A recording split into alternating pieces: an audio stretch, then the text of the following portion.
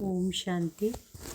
अव्यक्त महावाक्य है 13/3/1969। 69 का ये अव्यक्त महावाक्य है। प्रेम और शक्ति के गुणों की समानता। आत्माभिमानी हो, याद की यात्रा में बैठे हो। आत्माभिमानी हो, याद की यात्रा में बैठे हो। याद की यात्रा में भी मुख्य किस गुण में स्थित हो। याद की यात्रा में होते हुए भी मुख्य किस गुण स्वरूप हो। इस समय आपका मुख्य गुण कौन सा है? सभी ने अपना अपना विचार सुनाया। इस समय तो सभी विशेष प्रेम स्वरूप की स्थिति में है, लेकिन प्रेम के साथ साथ वर्तमान समय की परिस्थितियों के प्रमाण जितना ही प्रेम स्वरूप उतना ही शक्ति स्वरूप भी होना चाहिए। देवियों के चित्र देखे हैं? देवियों के चित्र में मुख्य क्या विशेषता होती है? अपने चित्रों को कब ध्यान से देखा है? अपने चित्रों को कब ध्यान से देखा नहीं है? जब देवियों के चित्र बनाते हैं, काली के सिवाय बाकी जो भी देवियां हैं, उन्हों के नयन हमेशा गीले होते हैं। प्रेम में ऐसे डूबे हुए नयन दिखाते हैं। साथ साथ जो उनका चेहरा आदि बनाते हैं तो उनकी सूरत से भी शक्ति के संस्कार देखने में आते हैं, लेकिन नयनों में प्रेम, दया, शीतलता देखने में आती है। मातापन के प्रेम के संस्कार इस नयनों से दिखाई पड़ते हैं। उन्हों के ठहरने बैठने का ढंग व सवारी, अस्त्र शस्त्र दिखाते हैं, वह शक्ति रूप प्रकट करता है। तो ऐसे ही आप शक्तियों में भी दोनों गुण समान होने चाहिए। जितना शक्ति स्वरूप उतना ही प्रेम स्वरूप। अभी तक दोनों नहीं है। कभी प्रेम की लहर में, कभी शक्ति रूप में स्थित रहते हो। दोनों ही साथ और समान रहे, यह है शक्तिपन की अंतिम संपूर्णता की निशानी। अभी बाप दादा को अपने बच्चों के मस्तक में क्या देखने में आता है? अपने मस्तक में देखा है क्या है? प्रारब्ध देखते हो व वर्तमान सौभाग्य का सितारा चमकता हुआ देखते हो व और कुछ? हर एक ने अपना अपना विचार सुनाया। तीनों संबंधों से तीनों ही बातें देखने में आती है, इसलिए आपको त्रिशूल सौगात भेजी थी। तीनों ही सितारे दिखाई दे रहे हैं, एक तो भविष्य का, दूसरा वर्तमान सौभाग्य का और तीसरा जो परम धाम में आपको आत्मा की संपूर्ण अवस्था होनी है।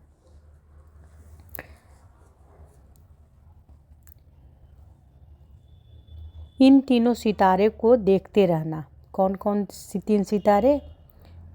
एक तो भविष्य का, दूसरा वर्तमान सौभाग्य का और तीसरा जो परम धाम में आपकी आत्मा की संपूर्ण अवस्था होनी है, वह आत्मा की संपूर्ण स्थिति का सितारा।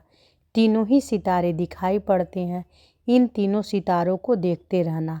कभी कभी सितारों के बीच बादल आ जाते हैं, कभी कभी सितारे जगह भी बदली करते हैं, कभी टूट भी पड़ते हैं। यहाँ भी ऐसे जगह भी बदली करते हैं। कभी कभी देखो तो बहुत ऊपर, कभी देखो तो बीच में, कभी देखो तो उससे भी नीचे। जगह भी अभी बदली नहीं करनी चाहिए। अगर बदली करो तो आगे भल बढ़ो, नीचे नहीं उतरो। अगर बदली करो तो आगे भल बढ़ो, नीचे नहीं उतरो। अविनाशी संपूर्ण स्थिति में सदैव चढ़ते रहो, ऐसा सितारा बनना है। टूटने की तो यहाँ बात ही नहीं है। सभी अच्छे पुरुषार्थी बैठे हुए हैं, बाकी जगह बदली की आदत को मिटाना है। कुमारियों की रिजल्ट कैसी हैं? आप अपनी रिजल्ट क्या समझती हो? विशेष किस बात में उन्नति समझती हो? हर एक ने अपना सुनाया। याद की यात्रा में कमी है, इसलिए इतनी महसूसता नहीं होती। अमृत बेले याद का इतना अनुभव नहीं होता, इसलिए जैसे साकार में यहाँ बाहर खुली हवा में भी सैर भी कराते हैं, लक्ष्य भी देते थे, योग का अनुभव भी कराते थे। इसी रीति जो कुमारियों के निमित्त टीचर्स है, वह उन्हों का आधा घंटा एकांत में सैर करावे। जैसे शुरू में तुम अलग अलग जाकर बैठते थे सागर के किनारे, कोई कहाँ जाकर बैठते थे, ऐसी प्रैक्टिस कराओ। छतें तो बहुत बड़ी बड़ी हैं। फिर शाम के समय भी 7 से 7:30 तक, यह समय विशेष अच्छा होता है। जैसे अमृत बेले का सतोगुनी टाइम होता है, वैसे यह शाम का टाइम भी सतोगुनी है। सैर पर भी इसी टाइम निकालते हैं। उसी समय संगठन में योग कराओ और बीच बीच में अव्यक्ति रूप में बोलते रहो। कोई का बुद्धि योग यहाँ वहाँ होगा तो फिर अटेंशन खींचेगा। योग की सब्जेक्ट में बहुत कमी है। भाषण करना, प्रदर्शनी को समझाना, यह तो आजकल के स्कूलों की कुमारियों को 1 सप्ताह ट्रेनिंग दे तो बहुत अच्छा समझा लेंगे, लेकिन यह तो जीवन में अतीन्द्रिय सुख का अनुभव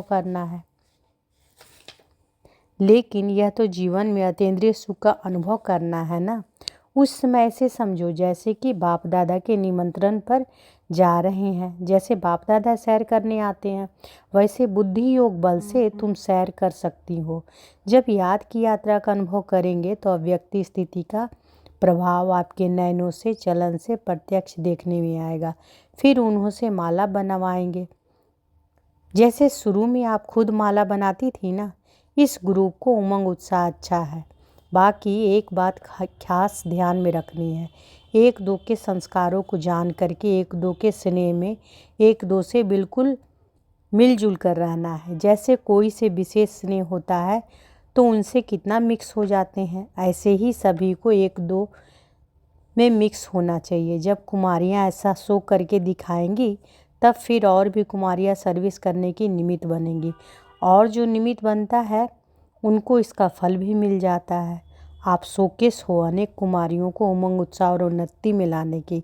जितना ही उमंग में साकार निराकार दोनों ने मिलकर यह प्रोग्राम बनाया है, उतना ही इसका उजूरा दिखाना है।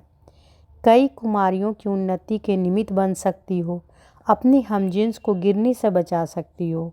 कुमारियों के साथ बाप दादा का काफ़ी स्नेह है, क्योंकि बाप दादा परम पवित्र हैं और कुमारियाँ भी पवित्र हैं, तो पवित्रता को खींचती है।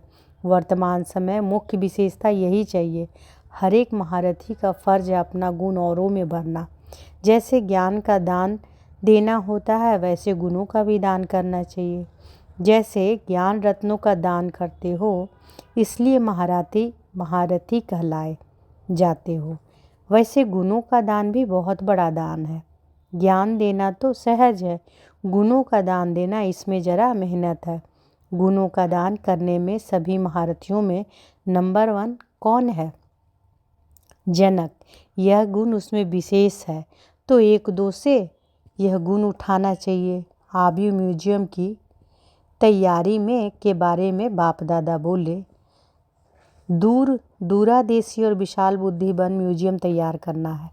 पहले भी भविष्य को सोच, समय को सफल करने का गुण धारण करना है और टाइम पर तैयार भी करना है। जल्दी भी हो और संपूर्ण भी हो तो कमाल है। अगर कोई भी कमी रही तो उस कमी की तरफ सभी की नज़र जाएगी। ऐसी कमी ना हो, सभी के मुख से कमाल है ऐसा निकलना चाहिए। सभी के मुख से कमाल है ऐसा निकलना चाहिए। सारा दैवी परिवार आपका चेहरा म्यूजियम के दर्पण में देखेंगे। अच्छा, ओम शांति।